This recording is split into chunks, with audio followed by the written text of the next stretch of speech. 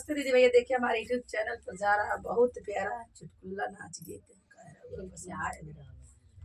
और फुल आज में देखिएगा और ज़्यादा से ज़्यादा लाइक शेयर करिएगा। आप लोग सुनेंगे तो मजा आएंगे क्योंकि बहुत प्यारा गीत है। आप लोग सुनेंगे तो ऊपर चल जाएगी। आप लोग बताइएगा आप लोग के खुलता है कि नहीं, कमेंट बॉक्स में बताते रहिएगा।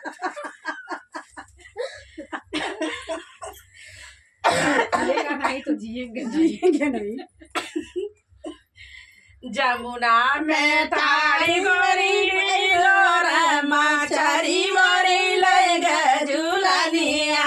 जमुना में ठाड़ी गोरी हिलो रे माछरी मोरा ले गे झूलनी। जमुना में ठाड़ गोरिया हिलो रे माछरी मोरी ले गे झूलनिया। जमुना में ठाड़ी हिलो रे ली गोरिया माछरी मोरी ले गे झूलनी। जाई कहा अपने बारी ससुर से, जाई कहा अपने बारी ससुर से।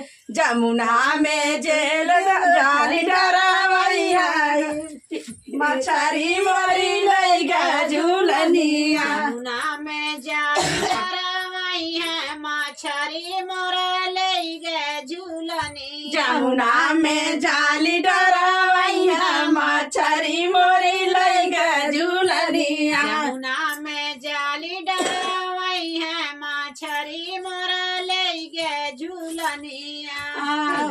जमुना में ठाड़ी गोरी लोरे मछरी मोरी ले गे झूलनिया। जमुना में ठाड़ी गोरी हिलो रे माछरी मोरा ले गे झूलनिया। जाई कहा अपने बारी बसुर से, जाई कहा अपने बारी बसुर से।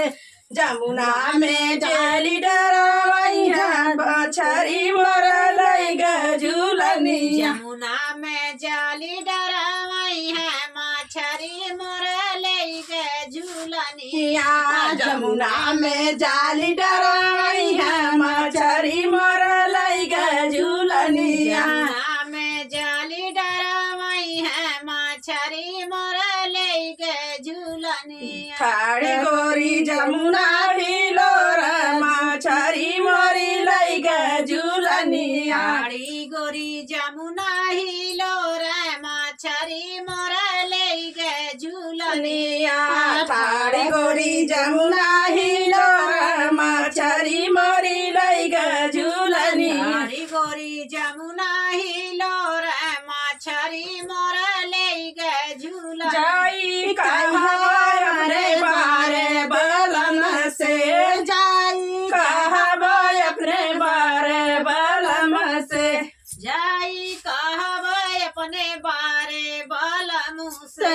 जाई कहा अपने बारे बलम से। जाई कहबै अपने बारे बलमु से। जमुना में ठाड़ी गोरी हिलो रे मछरी मोरे ले गे झूलनिया। जमुना में ठाड़ी गोरी हिलो रे माछरी मोरा ले गे झूलनिया। जमुना में ठाड़े गोरी हिलो रे मछरी मोरी ले गे झूलनिया। जमुना में ठाड़ी गोरी हिलो रे माछरी मोरा ले गे झूलनिया।